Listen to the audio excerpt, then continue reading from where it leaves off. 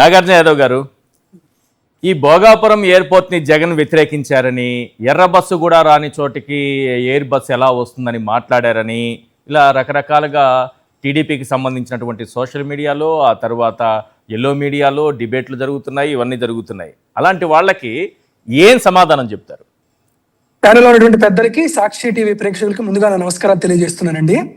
సరే, ఆంధ్రప్రదేశ్ రాష్ట్రంలో ముఖ్యంగా ఇప్పుడు మొత్తంగా ఆంధ్రప్రదేశ్ రాష్ట్ర ప్రజలకి, ముఖ్యంగా ఉత్తరాంధ్ర ప్రజలకి, వారందరికీ శుభాకాంక్షలు తెలియజేస్తున్నాను. సరే, వినపడుతుందా నా వాయిస్? క్లియర్ చెప్పండి. సో ఇప్పుడు వారు చెప్తున్నారు, సరే దీనికి ఏం చెప్తున్నారంటే, ముందు ఇందాక మా మేడం గారు కూడా చెప్పారు కాబట్టి, చంద్రబాబు నాయుడు గారు ఫిబ్రవరి 14, 2019 మేమే కదా శంకుస్థాపన చేసాం కాబట్టి ఎంటర్ క్రెడిట్ మాదే అని చంద్రబాబు నాయుడు గారు చెప్తున్నారు. సరే, ఆ టైంలోనే అంటే ఫిబ్రవరి 14, 2019 మీరు ఇక్కడ చేశారు కదా, జనవరి 10, 2019 నెల్లూరు జిల్లా దగదర్తిలో చేశారు. అది ఏమైంది? దాని ఓపెనింగ్ ఏమైనా చేశారా? లేదా?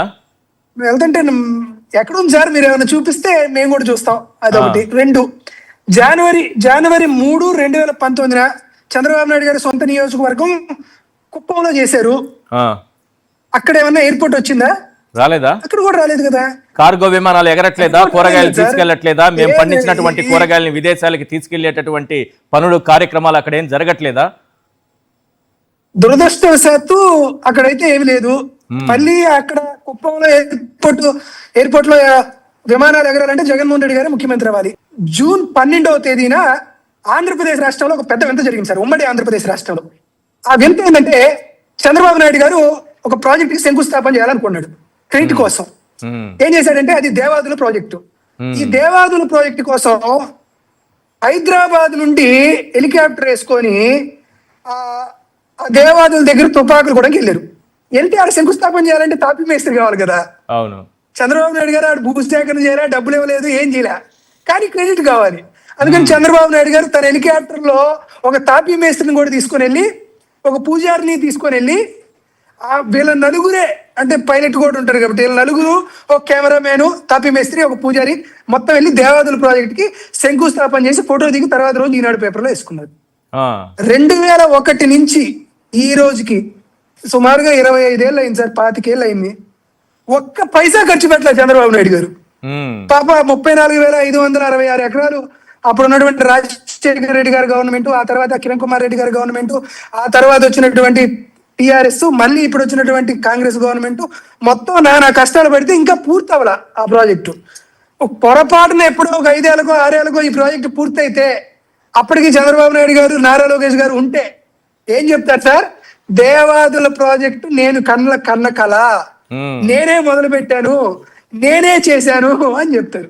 చంద్రబాబు నాయుడు గారు చేసింది కేవలం ఒక హెలికాప్టర్, ఒక పూజారి, ఒక తాపీ మేస్త్రి, ఒక ఫోటోగ్రాఫర్, నలుగురు కలిసి ఎయిర్పోర్ట్ లోకి వెళ్ళారు. అంటే ఒక మేస్త్రి అంటే మీ ఉద్దేశం ఏంటి? ఒక మేస్త్రి, 10 ఇటుక రాళ్ళు, ఒక బస్తా సిమెంటు, ఒక పూజారి ఉంటే పనులు అయిపోయినట్టేనా? ఆయన కట్టిన ప్రాజెక్టులు అయిపోయినట్టేనా? మరి దేవాదుల ప్రాజెక్ట్ కి ఆయన శంకుస్థాపన ఎట్లానే చేశాడు సార్? ఇది ఆన్ రికార్డు, నేనేం కథ చెప్పట్లా. నిజానికి ఆయనే హెలికాప్టర్ లో వీళ్ళందరినీ తీసుకొని వెళ్ళి అక్కడ శంకుస్థాపన చేసి వచ్చాడు.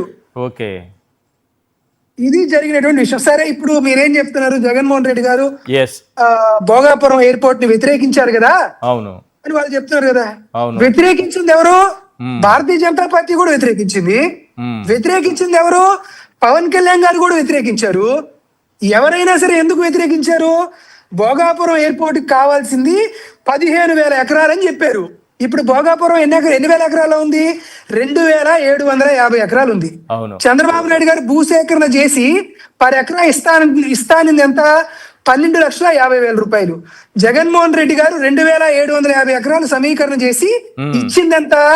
మినిమం 28 లక్షలు ఇచ్చారు, మాక్సిమం 36 లక్షలు ఇచ్చారు. ఇది కదా పాయింట్. చంద్రబాబు నాయుడు గారు ఏం చెప్పట్లేదు కదా. పిఐబి, పబ్లిక్ ఇన్ఫర్మేషన్ బ్యూరో నుంచి రిలీజ్ అయినటువంటి పేపరు. జగన్మోహన్ రెడ్డి గారే అన్ని అనుమతులు తీసుకొచ్చారు. కన్సెషన్ అగ్రిమెంట్ జూన్ 12, 2020, అదేవిధంగా site clearance November 11, 2020, NOC September 18, 2022, defence clearance December 14, 2027 దాకా అనుమతులు ఆయనే తీసుకొచ్చాడు. బీసీఎస్ క్లియరెన్స్ అంటే bureau of civil security clearance April 6, 2023. Supply of water, power availability జియో రొటీన్ నెంబర్ 13. అదేవిధంగా MoU between the medical ministry of civil aviation, అదేవిధంగా aeronautical service 16 May 2023. ఇది కేంద్ర ప్రభుత్వం ఇచ్చినటువంటి పత్రికా ప్రకటన. ఇది మీ అందరికీ ముందు కూడా కనపడుతుంది. దీంతో పాటు 8 రకాలైనటువంటి అప్రూవల్స్ ఇచ్చినట్లు దానికి సంబంధించినటువంటి కాపీ. ఈ 8 రకాలైనటువంటి అప్రూవల్ మీరు కూడా ఇంత దాకా చాలా చెప్పారు.